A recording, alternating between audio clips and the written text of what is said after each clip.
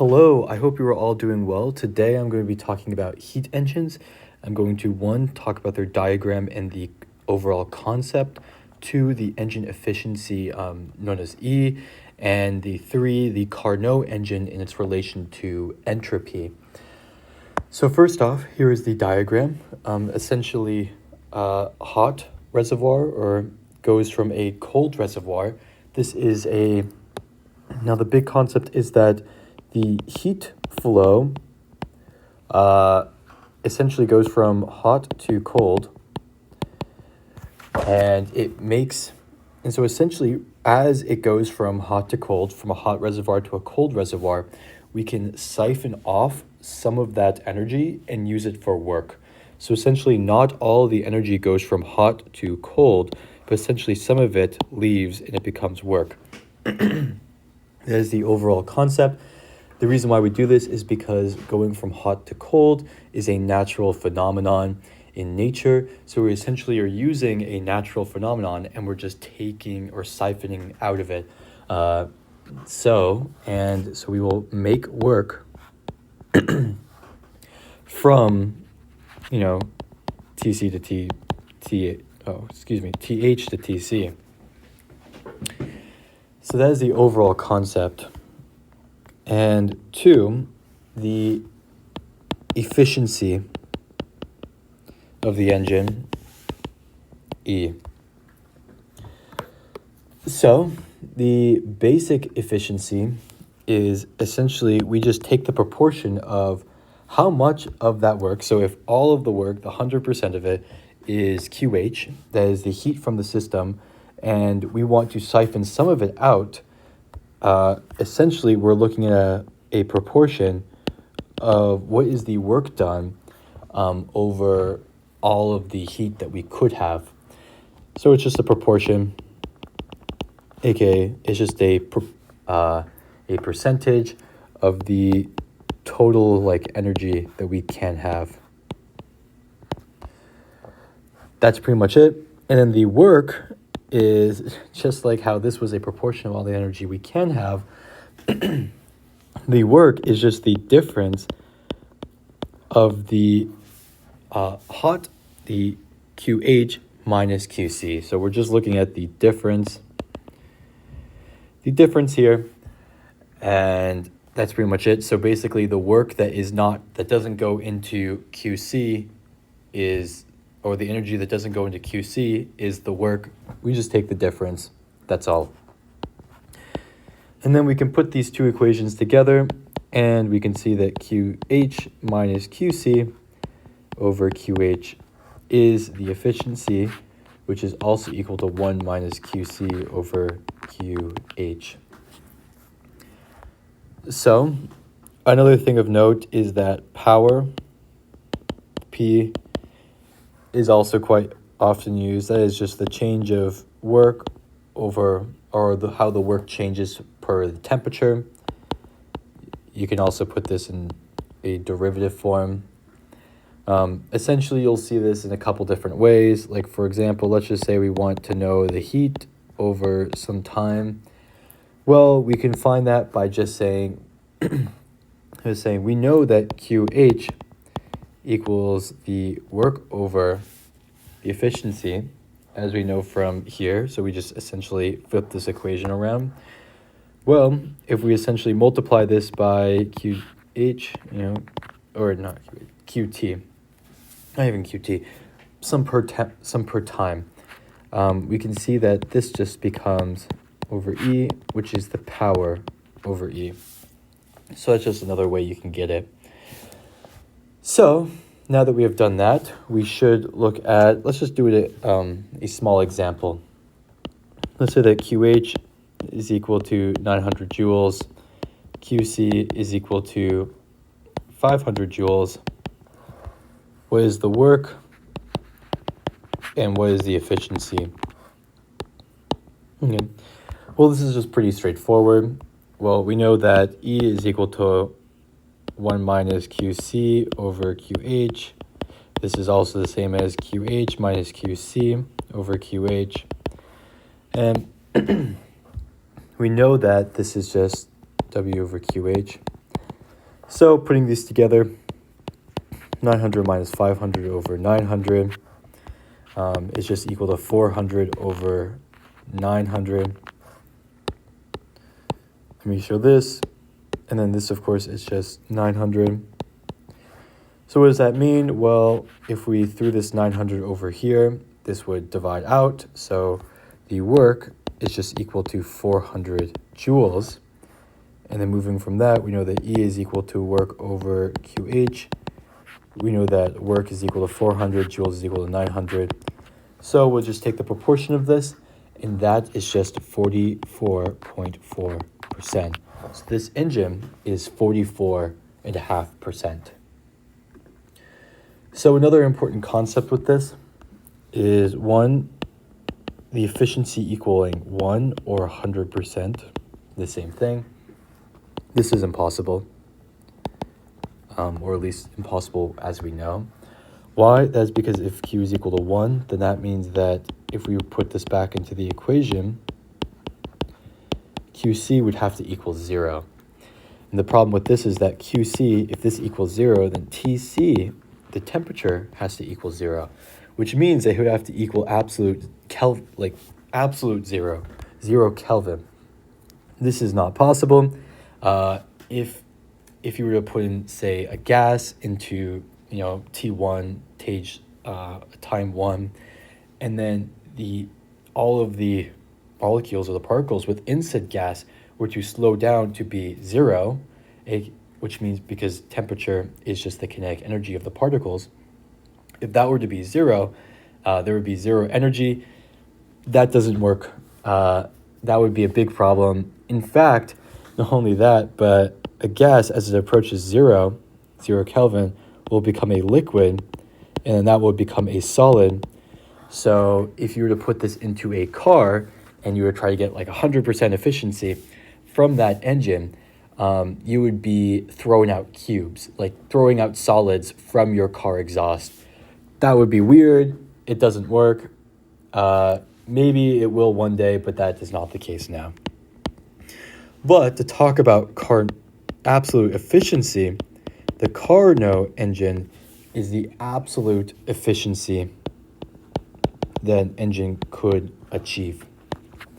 And so essentially the Carnot talks about the efficiency of the engine is related to the change of temperature, which just means, if we were to make a quick graph on this, these being isothermal bars, where this is TC, this right here is TH, so everything along here is the same temperature. And then we were to have it from stage 1, this goes up along the same temperature isothermally, so to stage 2, this way. And then it goes through an adiabatic process, meaning that Q is 0. From here it goes to stage 3, and then goes down isothermally along the temperature to 4, and then goes back to that isothermal process right here, 1. I'm just going to change this a bit just so it's a little bit easier to view, but that is essentially the concept. Essentially what he is saying is that the bigger you have the difference between TC and TH, the bigger difference equals better engine. So this is like the absolute possible between TH and TC. So this is the absolute possible energy efficiency that we could have. It's a theoretical process. And this is P, and then this is V. Oh, my bad. Flip these around. This is P, and then this is V. And then also right here is the work, is the area within this loop. Y work is equal to PV. There we go. Anyhow, so one thing of note is that the reason behind this is because, well, first off, let's just show basic what we had just talked about before, 1 minus QC over QH. This is the engine. So in a Carnot engine, EC, we'll refer to it as, that is actually equal to 1 minus Tc over Th. So is the absolute possible difference in said temperature, as we discussed previously. Now, why is this the case? Well, first off, we need to talk about the entropy. So S, and this is T right here.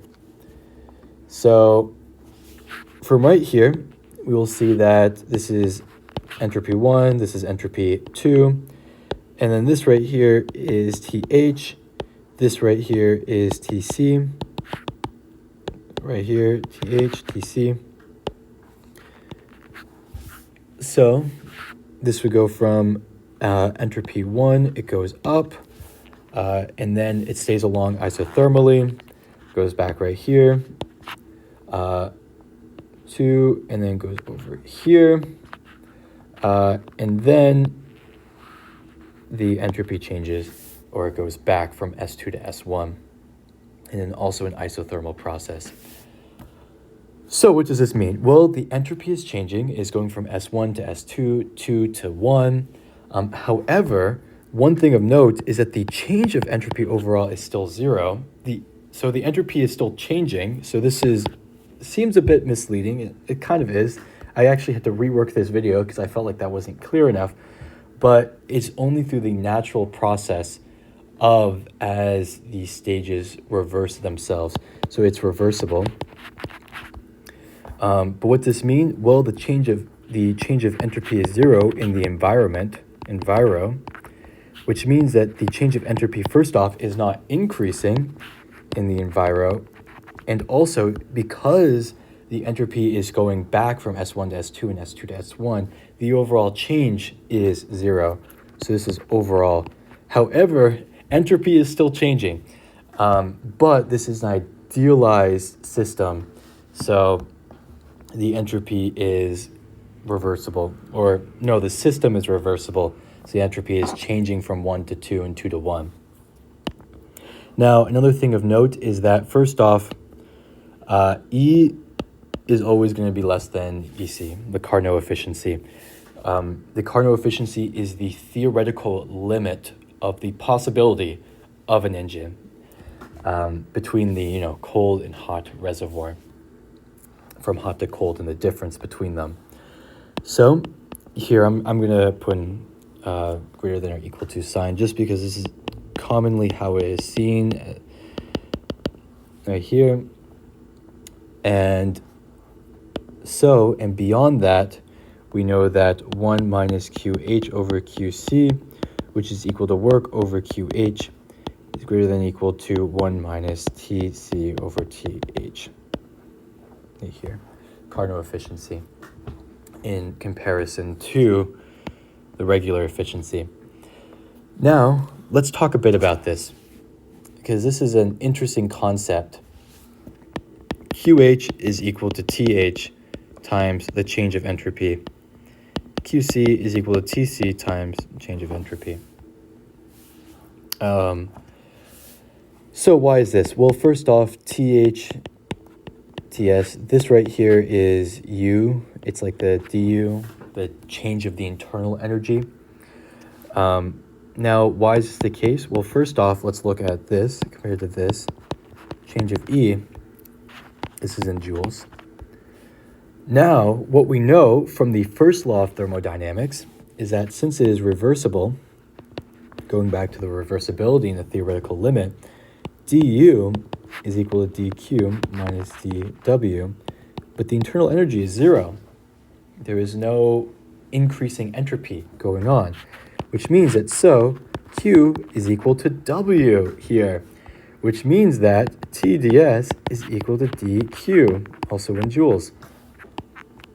So we can see that within this theoretical limit, this is the case right here, which means that we go back to our regular efficiency limit, QC over QH. Well, we can plug in these, and we can see that here, let's just plug in QC over QH is equal to, I'll erase this right now, is equal to TH ds, TC ds. This only works in a reversible system. So please, please, please do not do this in a regular system. This is equal to TH over TC, which means that efficiency is 1 over TC over TH. Now, first off, one thing of note, this does not happen in real engines. That is because of friction. That is because of heat loss to the environment. In fact, that would increase the entropy as well. But in this case, the entropy is staying within the system, within the loop, and 3 engineering limitations, which I'm sure any engineer working on this will come to know very well, etc. So, because of this, DS enviro not true, because it is theoretical, is reversible in this system. So anyhow, thank you so much for watching. What we have learned that the efficiency is equal to work over QH, and we also learned of the Carnot efficiency, which is 1 minus TC over TH. Thank you so much for watching, and I hope you all have a wonderful day. Let me know if I made any mistakes, and